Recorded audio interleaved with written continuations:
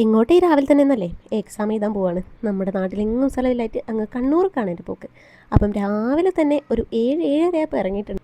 താമരശ്ശേരി നേരെ ബസ് കയറിയത് കൊയിലാണ്ടിക്കായിരുന്നു. അപ്പം കൊയിലാണ്ടിയൊക്കെ എത്തി ഒന്നതിലേക്ക് ഇറങ്ങി. അപ്പം അപ്പുറത്ത് പോയിരുന്നിട്ട് വേണം ബസ് കയറാൻ. അങ്ങനെ റോഡൊക്കെ മുറിച്ച് കിടന്ന് അവിടെ പോയി കണ്ണൂർക്കുള്ള ബസ് കയറി.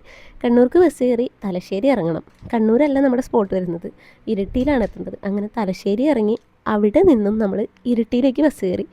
എൻ്റെ അമ്മ ഒരു റൂട്ടിലേക്ക് തന്നെ ഒരു 1.5 മണിക്കൂർ ദൂരമുണ്ട്. അങ്ങനെ ഇരിട്ടിയൊക്കെ എത്തി. കറക്റ്റ് ഒരു 1:30 ആയപ്പോഴാണ് നമ്മൾ ഇരിട്ടി എത്തുന്നത്. ഇരിട്ടി എത്തി അവിടുന്ന് ഭക്ഷണമൊക്കെ കഴിച്ചു. പിന്നെ നേരെ വിട്ടത് കോളേജിലേക്ക് അവിടുന്ന് കൊണ്ട് ഒരു 20 മിനിറ്റിൻ്റെ അടുത്ത്.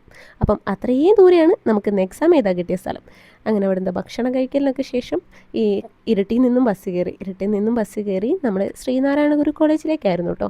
അവിടുന്ന് ബസ് കയറി ഒരു ചെറിയ റോഡൊക്കെയാണ്, രണ്ട് സൈഡിലും കായലൊക്കെ ആയിട്ടൊരു ചെറിയ റോഡൊക്കെ ആയിരുന്നു. അപ്പം അതിൽ കുറേ അത്യാവശ്യം ഒരു 10-20 മിനിറ്റ് ദൂരമുണ്ട്.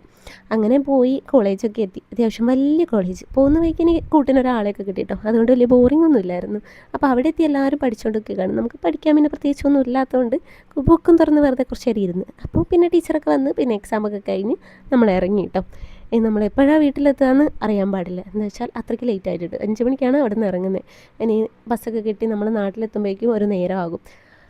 കൂടെ ഉള്ള ആൾക്കാണെങ്കിൽ 7 മണിക്ക് തലശ്ശേരിയിൽ നിന്ന് ട്രെയിനും ഉണ്ട്. അപ്പം ആ സമയമാകുമ്പോഴേക്കും അവിടെ എത്തണം. അതുകൊണ്ട് എവിടെ നിൽക്കാതെയുള്ള ഓട്ടോ ആയിരുന്നു. അങ്ങനെ അവിടെ നിന്ന് ഞങ്ങൾ ഇരിട്ടിയിലേക്ക് ബസ് കയറി. ഇരിട്ടിയിൽ നിന്ന് തലശ്ശേരിക്ക് കയറി. അപ്പോൾ അവൾക്ക് കറക്റ്റ് സമയത്ത് അവിടെ എത്താനായി. തലശ്ശേരി എത്തിയപ്പം എൻ്റെ ഒരു ബസ് മിസ്സായി. ഞാൻ പിന്നെ കൊയിലാണ്ടി പോയിട്ട് കാര്യമില്ലായിരുന്നു, എനിക്ക് അവിടെ നിന്ന് ബസ് കിട്ടില്ല. അപ്പോൾ പിന്നെ ഞാൻ നേരെ കോഴിക്കോടേക്കായിരുന്നു കയറാമെന്ന് വിചാരിച്ചത്. അങ്ങനെ തലശ്ശേരി കുറേ നേരം തിരിഞ്ഞ് മറിഞ്ഞും കളിച്ചു. എന്ന് വെച്ചാൽ ബസ് എപ്പോഴും ഇല്ലാത്തതുകൊണ്ട്. അപ്പോൾ അവിടെ ഒരു കടലക്കാരനെ കണ്ട് കടലയും വാങ്ങി കുറച്ച് നേരം കടലയൊക്കെ കഴിച്ച് നിന്നു. അപ്പോഴേക്കും ബസ്സൊക്കെ എത്തി. ബസ് കയറി ദൈവമേ വല്ലാത്തൊരു പോക്ക് തന്നെയായിരുന്നു കേട്ടോ. അത്രയും സ്പീഡിലായിരുന്നു കോഴിക്കോടേക്കുള്ള ബസ് വന്നിട്ടുണ്ടായിരുന്നത്. എന്നാലും ഇവരെ സമ്മതിക്കണം ആ റൂട്ടൊക്കെ വണ്ടി ഓടിക്കുന്നതിൽ.